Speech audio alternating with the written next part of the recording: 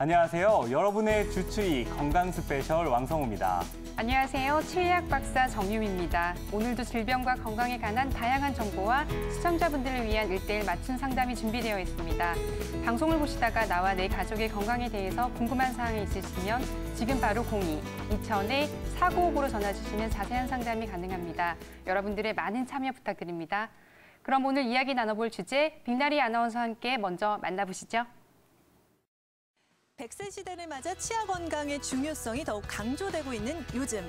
이 밥이 보약이다라고 하지만 치아가 부실하거나 빠져서 먹는 게 가장 힘든 일이 되어버린 어르신들 많으시죠. 이뿐만 아니라 최근에는 젊은 층에서도 잇몸병이나 충치, 사고 등으로 치아가 손실되는 경우가 많아 임플란트 시술 환자가 증가하는 추세인데요. 임플란트라는 말은 많이 들어봤지만 막상 자신의 일이 되었을 때는 어디서부터 알아보고 결정해야 할지 난감하실 것 같은데요. 이 임플란트는 어떤 경우에 꼭 필요할지, 그리고 다양한 시술법 중에 나에게 가장 적합한 방법은 무엇인지 임플란트 파헤치기 지금 시작합니다.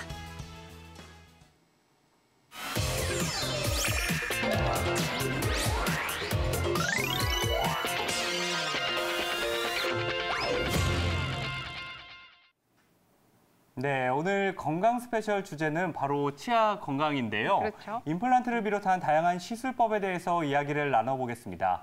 오늘 도움 말씀 주실 원장님 먼저 화면으로 만나볼까요?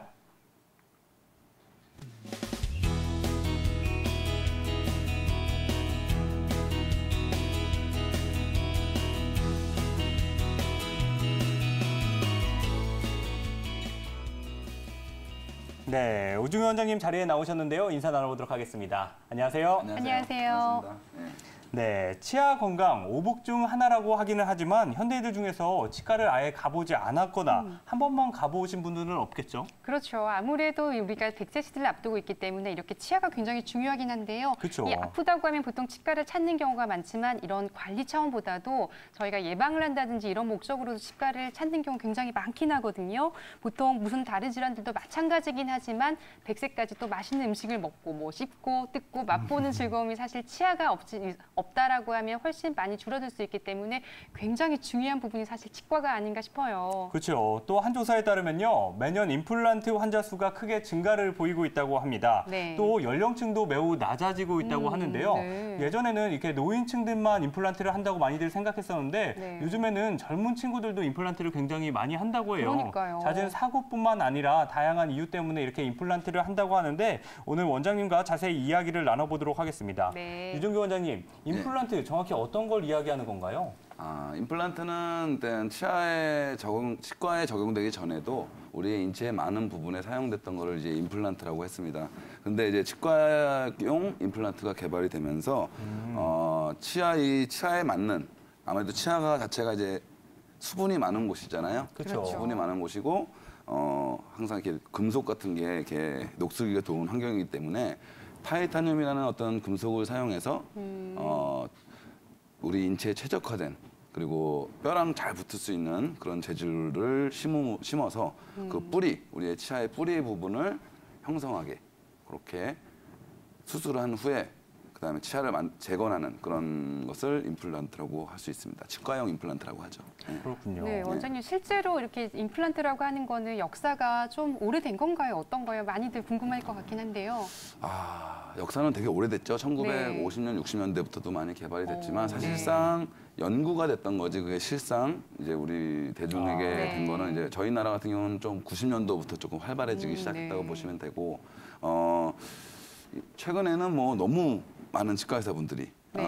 모든 거의 대부분의 치과 의사분들이 임플란트 수술을 어느 정도 익히고 나와서 대부분의 네. 한국 치과에서는 어딜 가시든지 임플란트를 하실 수 있는 그런 네. 환경이 되어 있죠. 그렇군요. 물론 치아가 외부적 충격으로 인해서 손상을 받는 경우도 있지만 네. 이렇게 자연스럽게 치아가 손상되는 경우도 굉장히 많잖아요. 그렇죠. 이런 치아, 연구 치아도 결국 수명이 있는 건가요? 어떻게 봐야 되는 건가요?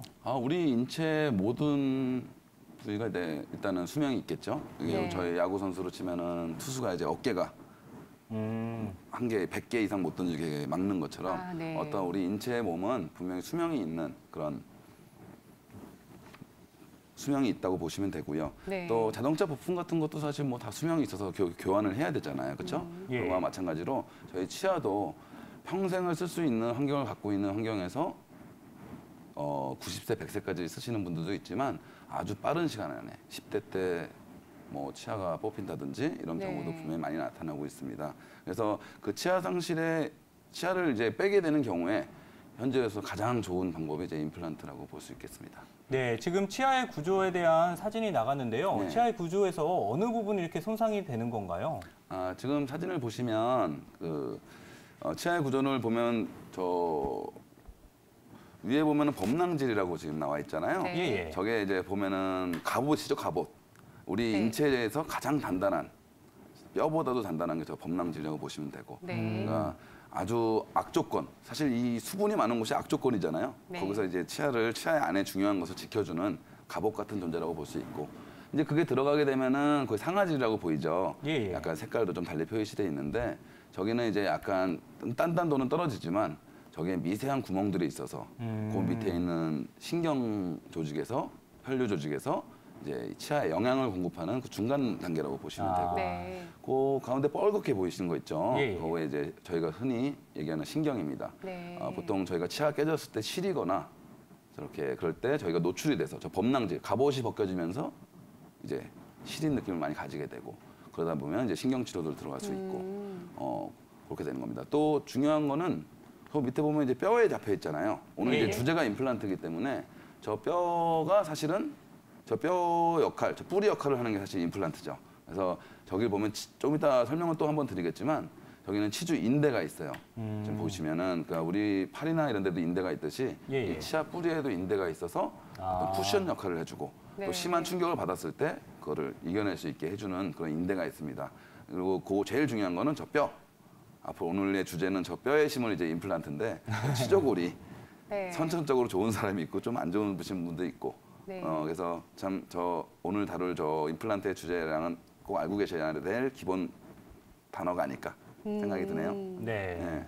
네, 이렇게 보니까 사실 저도 치과 의사이긴 하지만 오늘 좀 많이 배워갈 것 같은 이런 생각이 들긴 하거든요. 예. 근데 이렇게 중요한 치아가 상실한 경우라고 하면 여러 가지 치료법이 있긴 있어요. 그중에서 오늘 뭐 몇 가지 치료법을 많이 소개해 주실 것 같은데 원장님 어떤 치료법이 있을까요? 네. 일단 치아가 빠졌을 때 뭐 예전에 전통적 임플란트가 이제 나오기 전에 했던 것들이 이제 브릿지죠. 브릿지라는 네. 거는 이제 인접치 바로 옆에 치아가 뽑힌 곳에 바로 옆에 치아를 깎아서 다리같이 브릿지라고 하죠. 네, 브릿지가 다리잖아요. 네. 다리같이 연결해서 상실된 치아를 메꾸는 것을 브릿지라고 합니다. 임플란트가 생기기 전에 모든 전 세계에서 사용됐던 방법이고 지금도 아주 많이 사용되고 있는 방법 중에 하나고요. 네. 그다음에 최근에 오늘 이슈가 되는 이제 임플란트는 그 전에는 이제 치아가 빠지면은 옆에 치아를 건드렸어야지만 거기를 회복시킬 수 있었지만 이제는 옆에 치아를 건드리지 않고 그 자체만으로도 생활할 수 있게 하는 게 임플란트 식립술이라고 보시면 되고 지금 화면에 이제 임플란트의 구조가 나오죠. 예. 옆에 보면 자기 치아가 보이고 그 옆에 비슷하죠. 사실 뿌리가 다를 뿐이지 비슷합니다. 저 뿌리 부분이 이제 임플란트의 그 매개체가 되는 보통 우리가 심는다 그러죠. 그런 임플란트의 네. 뿌리 부분. 그다음에 나사로 연결을 해야 되는 그 중간 부분은 있습니다. 그 중간 부분이 있고요. 그다음에 맨 위에 이제 자기 치아 색깔로 이쁘게 만드는 크라운이라는 재질이 들어가게 되죠. 네. 네, 또 틀니가 있잖아요. 우리가 일반적으로 아는 틀니도 전체적으로 이렇게 덮는 거죠? 그렇죠. 틀니는 조금 이제 하나나 두 개 정도의 치아의 상실이 아니라 다수의 치아가 상실됐을 때 많이 사용되고요. 치아가 조금 남아있을 때 쓰는 틀니가 있고요. 치아가 완전 상실됐을 때 쓰는 전체 틀니라고 네. 크게 나눌 수가 있을 것 같습니다.